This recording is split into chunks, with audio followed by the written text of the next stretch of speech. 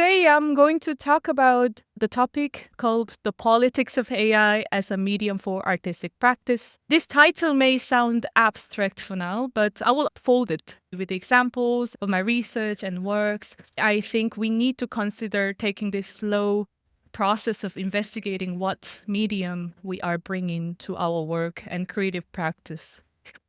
My name is Soyun Park, and I am from South Korea, specifically from Seoul. And I live in the Netherlands. I've been living in the Netherlands for the past 8 years. I live in The Hague, and I'm an artist, a researcher, and a filmmaker, but also I teach. And I'm currently doing artistic research in and through cinema in the Master of Netherlands Film Academy in Amsterdam. I'm teaching at Artes Art Academy in Arnhem in the Netherlands. It's on the east side of the country. When I'm teaching, I see myself as a facilitator. I'm trying to nurture kind and supportive peer learning because I believe that knowledge is transformative. And I encourage them to practice autonomous art practices through articulation and a lot of group reflections. As an educator, I work a lot with different technologies, especially artificial intelligence. I also run a studio called RGB Dog with my studio mate Leo Skarin, who gave a workshop here yesterday. We research technologies that encourage human bonding experience, in which appears as experimental education programs like workshops or experimental films, web projects, and virtual events. Suddenly we're looking at Will Smith. The left one is a year ago, and the right video is current image generation with generative AI. As you see, Will Smith has been a symbol for indicating how we are in the process of development of generative AI. And it was very, very abstract just a year ago. You couldn't really see where the spaghetti was going in his mouth or not. On the far side, it's almost as if it's a video that is filmed. Of course, soon we will not be able to distinguish videos and AI-generated videos anymore.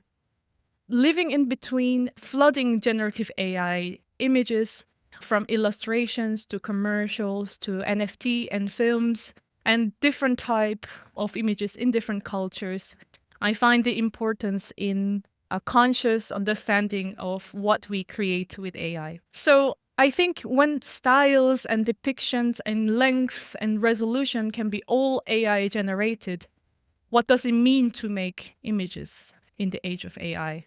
And can we treat this tool more than as a tool? Can we reveal the underlying politics of generative AI to be a medium for artistic work? So in this talk, I would introduce my recent works and pedagogical programs to touch upon how the politics of AI can inspire a medium for artistic practice. Although it's a very well-used example, we're going in the direction of the politics of AI. I bring this famous philosopher Marshall McLuhan here, especially the notable essay, The Medium of Message, written in 1964. And I think it still brings relevant discourses to this day. The short context of this essay is that the medium is as important as the message.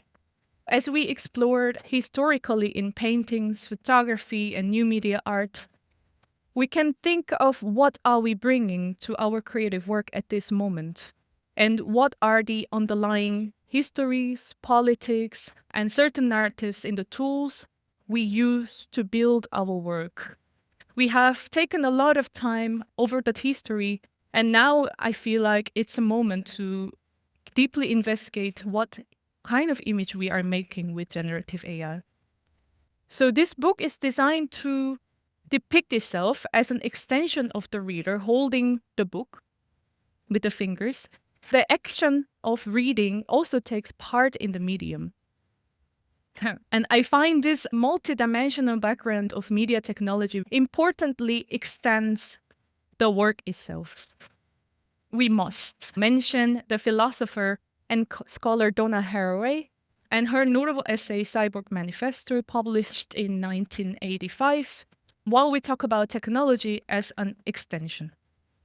Haraway's Cyborg Manifesto critiques the rigid boundaries, such as human and machine, or natural and artificial, arguing that we are already cyborgs, entangled with technological systems that shape us. So this resonates with McLuhan's message that the medium is not just a passive conduit for content, but an active force shaping how we think and create and engage with the world. So that AI, not just as a tool, but as a medium for critique. So if the medium is the message, then AI message isn't just in its outputs, but it's in its training data, biases, and the power structure that is governing it. So a means to interrogate its own political and structural implications. By using artificial intelligence as a critical medium, we as artists and creatives can make these politics visible, revealing what's hidden underneath and questioning who controls the machine and exploring alternative ways of relating to it. Along this notion, I'm going to introduce a little bit of my journey in artistic research, performances, and educational programs. I'm currently researching in the Netherlands Film Academy the relationship between the political structures of media technology and the human body. Like how our bodies are entangled with the machine classifications and development, and how they are influencing each other. This short footage that I'm showing you here is from the research called Moving Watchers in an Irreversible Dream, which will be premiered in Queer East Film Festival in London on 13th of May. It deals with a lot of security cameras that were unsecured online, and I captured a lot of videos that were not supposed to be seen. And I work with these gazes between what is not to be seen and what we are looking at. I talked about the entangled state of body and the machine learning as a grounding example of the relationship between the body and technology. Early last year, the large supermarket chain called Jumbo in the Netherlands started to roll experiments with AI surveillance cameras in their supermarkets. This technology was coming from the United States. It's called Vision, a company developing gesture-based recognition software that detects potential theft by looking at the videos of people moving bodies. And they machine trained the shoplifting gestures, so we call suspicious movements, and applied real time on security cameras that they were filming and recording what the customers are moving and how they're moving. And if there was a potential theft movement, they got an alert. So this is very interesting to me, because to not fall in the subject of the shoplifter, we need to make movement in the normal category. People with disabilities or abnormal body movements that are not classified as normal movement will be most likely targeted to be checked. Jumbo stopped this experiment later that year due to public concern about feeling unsafe. They found valuable patterns in this experiment, but the AI surveillance is not the key. So they stopped rolling out the experiments. But this case has been very influential and fascinating to me. And it's a great example of how our daily body movements are deeply embedded in technologies and the technology influence back to our bodies. So I explore this subject through critical and humorous perspectives, choreographing audiovisual devices, and often in collaborations. As another example, this ongoing research with collaboration between filmmaker Breke Venegte and dancer Olympia Kotopoulos, we explore the politics of classifying the body movements and autonomy experimented through a simple action, which is falling. So this model is specifically detecting if you have fallen or not. And here we created a participatory experiment where the audience was asked to fall to the ground, while the other audience, around 10 to 15 people, were in the other room, secretly watching the person falling.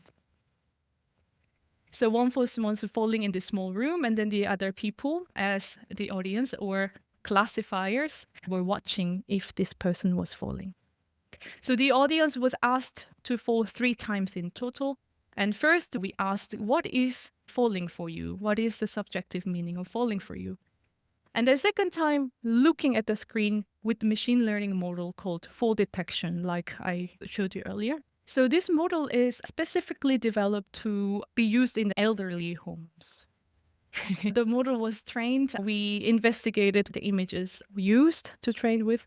There were still images of people who fell to the ground, and it was quite interesting. They were all fallen to the ground, and then also a lot of stock pictures. It was meant to detect a moment of fall when the elderlies were walking, and then it will alert the staff. And in a way, it's a binary classification of simple movement. Have you fallen or not? However, we realize through that with this simple action of falling, everyone was provoked by different associations, such as childhood memories of a fall. So when you put yourself up there to fall, they were thinking of a lot of imaginations, dreams, or even fear of failure as an association. So over the experiments, they were invited to think through what falling meant to them, and when seeing the machine classifying their bodies, if they have fallen or not.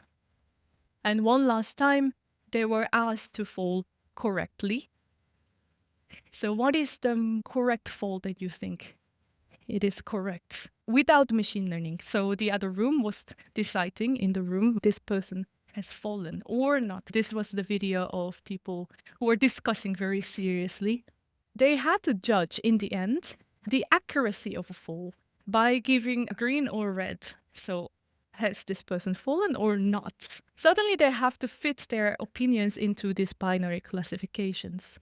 And it also created quite interesting opinions. Like, I thought this person was trying to fall, so therefore it's actually not a fall.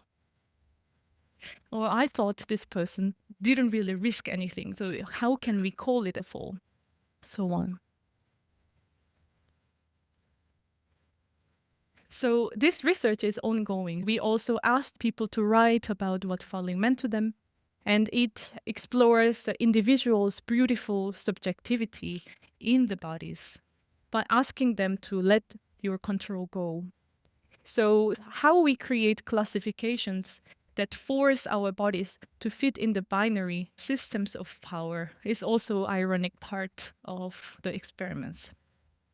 So now we have beautiful data of audience falling. We're looking forward to take it further, engaging different bodies of demographics, for example, such as children or elderly audience, to see how individuals react to certain requests, which is falling, something that we don't want to do normally. Going back to 2021, I've been exploring generative AI and machine learning since generative AI just started to generate very abstract forms. So this time was very different to the current models, which generates photorealistic and highly defined images and videos. I will play this in the background while I'm talking. The sound is already a bit down. Yeah, don't worry. So the images at the time was, as you see, very blurry and abstract, undefined edges. But for me, it seemed as if the machine is still practicing, learning, and fine-tuning its body. And this excerpt is from my film, co-directed film. We created a fictional narrative where the artificial intelligence encounters a systematic and critical issues in the technology-driven system. So in the very last part, the character, which is artificial intelligence, had to imagine why that accident happened and why the human protagonist, where is she? So this time when it was imagining the future, I was thinking that it has to represent what machine really imagines. So there I brought artificial intelligence into the picture. And I'm very happy to have preserved this early stage of generative AI as a medium for critical expressions in this scenario, because now we are looking at completely different imagery. And when we look back I see a lot of potentials to be explored further in these abstract forms also. And I'm going to explore also this theatrical performance that I did after this. This picture is from our work Fantasia Realism, and I collaborated with Wells Goodness, a picture on the right, and a performance. I will play a short clip about this. Fantasia Realism is a theatrical audiovisual performance exploring surrealism and the stream of unconsciousness. We wanted to explore the surrealism methodology collaboration with artificial intelligence. So there were two types of different texts to create a script. So one of them is a horror film script and the other one is children's book script. I'm not going anywhere. I mean, I have forces. Nay, for example, for you were going. You were. I'm going. It is talking about death and it is talking about dying people, but in a very sweet way. Yeah. So here in this work, we used art generative AI as a subject and a method for exploring the concept of unconsciousness. And at the time, we thought the process of generative AI generating images from the huge dataset from reality is similar to how we dream as humans. So we used two different types of language models where we experimented collaging them together. So such as the horror film script, which has a lot of words of like, oh, stop killing me or something like this. And then there was another script, which was from the book, Very Hungry Caterpillar, if you know this book, children's book. And the caterpillar, as you know, it's hungry all the time, so it keeps eating. One of the things that was very exciting to me in this work was that it was like an echo, the feedback loop, or the relationship between the physical stage and the generative AI, like a machine learning software classifying our physical body. In this picture, you can see a very abstract image, a depiction of the soft, fluffy plushes resembling a bear or a rabbit. And this was generated by the model. It was called Disco Diffusion in 2022. And as we were constructing dreamy state of the performance, we were inspired by this image and wanted to explore this undefinable, blurry object as a protagonist on stage.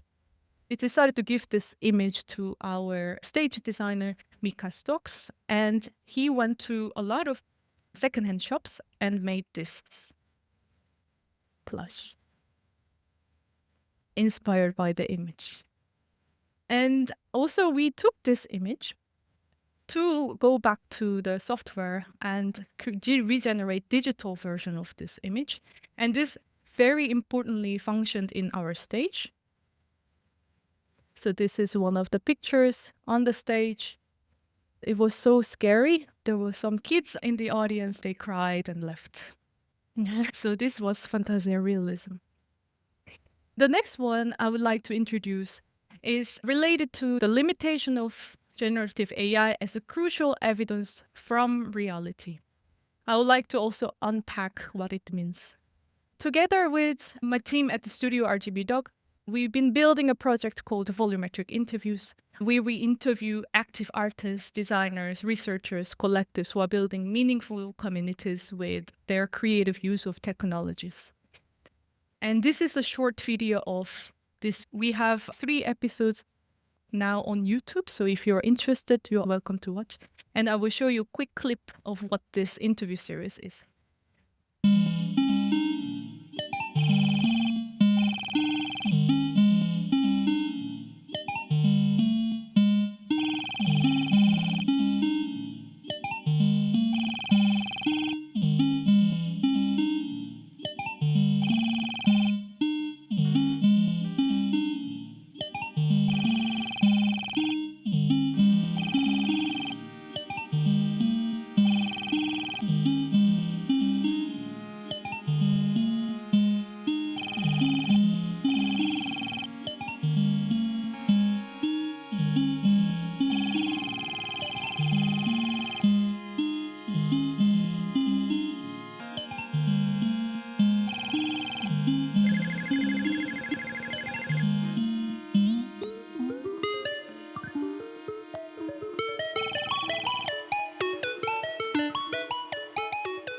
this series is, as you see, not only filmed images, but also we used Microsoft machine called Kinect, where you can record the volume of the people. So we can re-import it to 3D software such as Blender and Unity.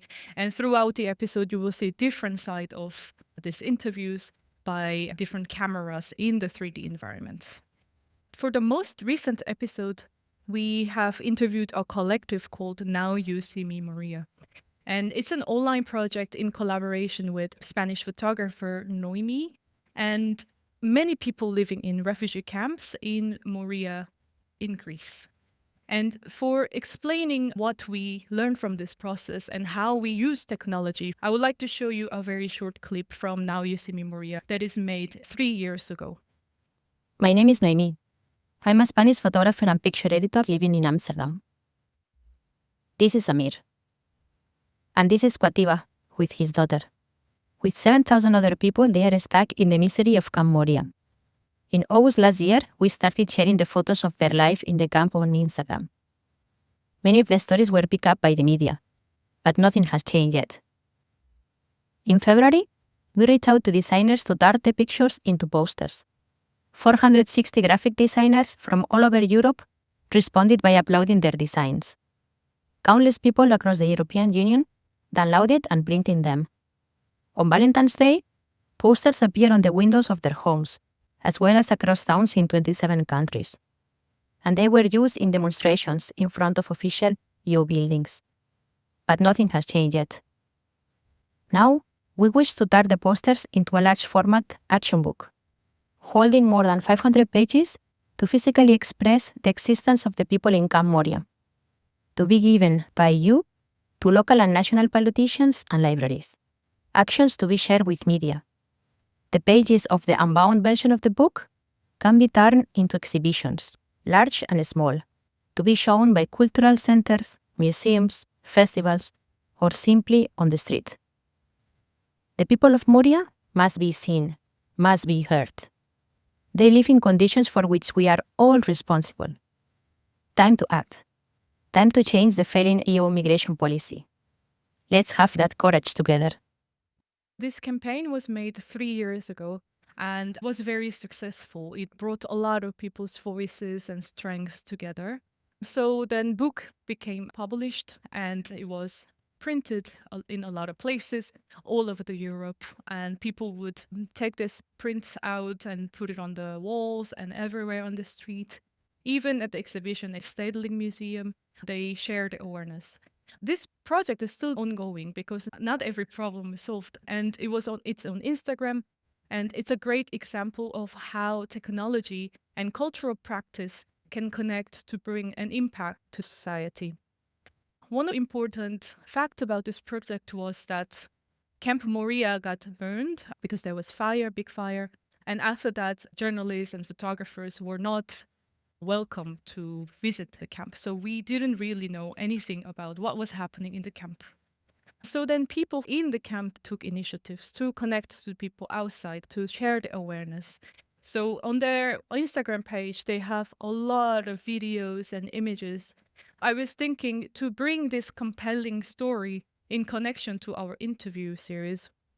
What can we do to grab these videos, and how do we explore this? There were videos of the conditions of the camp, the fire, or children playing in the dangerous condition, but also moments of togetherness and studying together, teaching chess or language or dancing. We collect these videos and we process the videos into 3D by technology called Gaussian splatting using Luma AI. Right, so it integrates the points from the camera view and they represent the scenes in 3D Gaussians, like you see in this video. So it can turn the 2D videos into the cloudy and Gaussian form that is multi-dimensional. And interesting thing is that because the video was from one point of view, the point of views that were not in the video, that we have a very abstract version of it. We can't never know what is outside of the videos of the view. What's important here is that the machine creates missing information outside of the camera's point of view. the technology takes the information from the video, which is filmed from the specific point of view. So we will never be able to retrieve the information outside of the view. And that was very meaningful discovery in connection to the technology.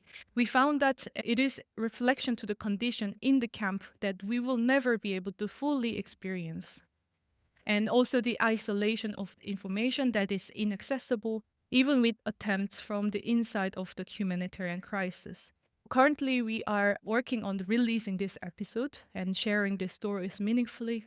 And this is a very short excerpt that I will show you, and the rest of it will be released.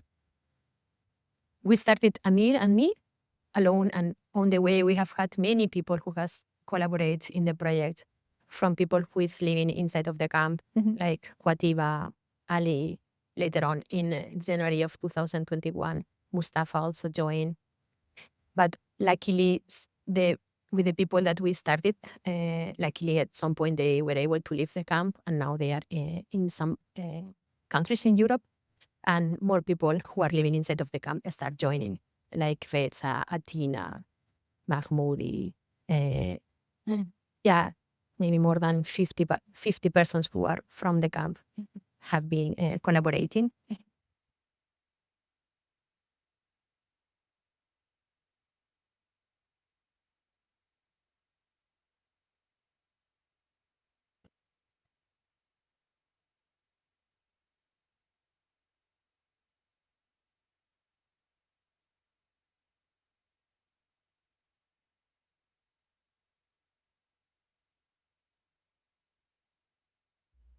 When I was studying in Leiden University, this master, I had the chance to have a class with Bas Pro. And I think, yeah, he's also one important point of the project. And during a class, Bas asked us to find a way how we can. Yes, I hope I can show you the rest of it soon.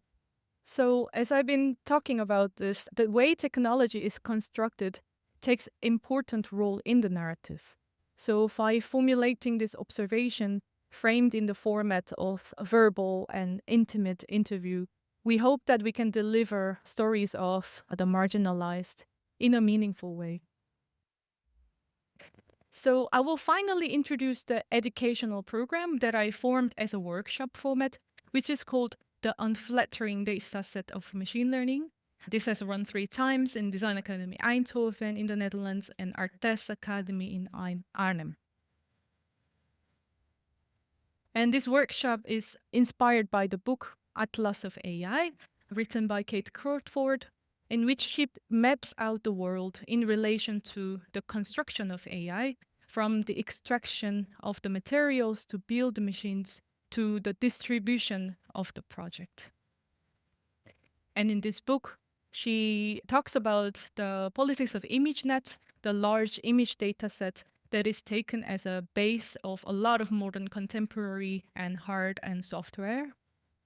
And one of the main problems that she mentioned about ImageNet is how machine learning systems adopt ImageNet that is based on the definitions of a taxonomy of WordNet, a database of words. So as we see in this image, the way everything is categorized follows a specific taxonomy in which WordNet defines. And using this dichotomy, a lot of underpaid workers of the internet defined images into words. So they were asked to define images into words to classify the images.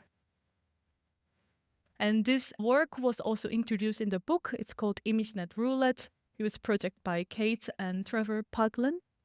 And this project was a web page project. And when user goes on the website and put their own picture, the machine detects the face and then define who you are by this ImageNet-based categorizations. And as you see, there are a lot of problematic definitions. For example, greener and colorblind person. How do we define this with the one image? And there was even many more problematic ones. And this project is down now because ImageNet recognized the problems and got rid of the classifications of a human descripted face based on WordNet definitions. But then we see the importance of how it can go wrong. So what was intriguing for me was the gap, the gradient of the taxonomy of the definitions. So that the images that were trained for dataset was often selected to represent the norm. As I mentioned in the following dataset, what is normal? For example, to train a definition of the cat, one will select the normal version of the cat for generating highly defined correct view of the cat. But what about all the other cats? The cats in between, the cats are not normally placed in the dataset. The cats are biased who got left out from the normal dataset. So together with the students, we explored this by learning the process of machine learning from the start. They were asked to collect image data and learn to label them, to explore the process and how much bias we put into words. The flattering qualities, which we call objective qualities, are considered necessary for generative AI to create machine learning data that could label the world. But then in this workshop, the students challenged these dominant ideas behind generative AI by critically exploring its construction. They defined their own subjective and unflattering dataset to make a tool for image generation. For example, they explored their definition of subjective dataset. Some of them were investigating the resolution of images, so the differences between the low and high. Some of them explored the qualities of the left outs, such as shadow of the object or food waste in the kitchen sink. And after collecting the materials, we collectively examined what unflattering qualities the personal data sets have. So this happened in both formal discussions and presentations together with the students. Some of them collected deformed hands. To distinguish whether this image is generative AI created or not, you have to look at the hands because it has hard time to figure out now. But it's already past. I think now it's creating perfectly normal hands. But then they decided to collect the deformed and then make specifically deformed hands making shadows. These are the data set that they made. They were testing on the wall how you intentionally create deformed hands. And some of them combined two different data sets. So one of them was a solar eclipse, a time-based pictures, and the other one was low-resolution photographs they took with a very old Nokia phone as a lens. So with the combination of this data set, the images became a really old or low resolution in which we don't really intend to work with normally in the generative AI images. And some of them took pictures of their classmates in the department and trained them. So exploring the commonality about the image of art school students. We also asked them to generate images from the fine-tuned dataset and bring materials out of the screen into materials and sculptures or installations. And the result was very fascinating. So this is from the dataset of the department pictures, and it created new imaginary students, the students who resemble diversity as reflected in a group, but also in a very specific look of art school students' attire. And the Nokia phone and the solar eclipse, they create a fictional narrative where they created this character who is very obsessed with solar eclipse and then collected every single images.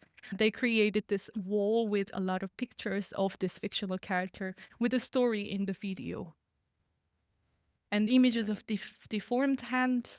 It became a spatial installation with the lights moving back and forth. And this movement of light, they create new forms of shadows that are unrecognizable by shape and constantly expands and compress. It creates a poetic and mesmerizing experience. And together we had an exhibition in the end of the workshop with the result from students unflattering subjective and personal data set of generative AI. And through this workshop, the students explored identifying the politics occurred by the construction of AI and the technical practice of image labeling, like with the machines, and machine learning training, and also critically positioning their outcomes in the space of learning. So finally, I'd like to mention that I believe through approaching generative AI as the extension of the message, investigating how the machine learning images are constructed and what the technology means in a larger or personal context, we can make a meaningful connection to it. It's a very slow process to investigate what is behind it, but very much needed in this rapidly shifting climate where we don't assign enough time on it. No tool we bring to our creative work is neutral. They always contain narratives, politics, and biases. I'd like to emphasize the importance of continuous and conscious investigation in artistic and educational practices, critically engaging generative AI as a meaningful discourse and the subjects. Thank you very much for listening.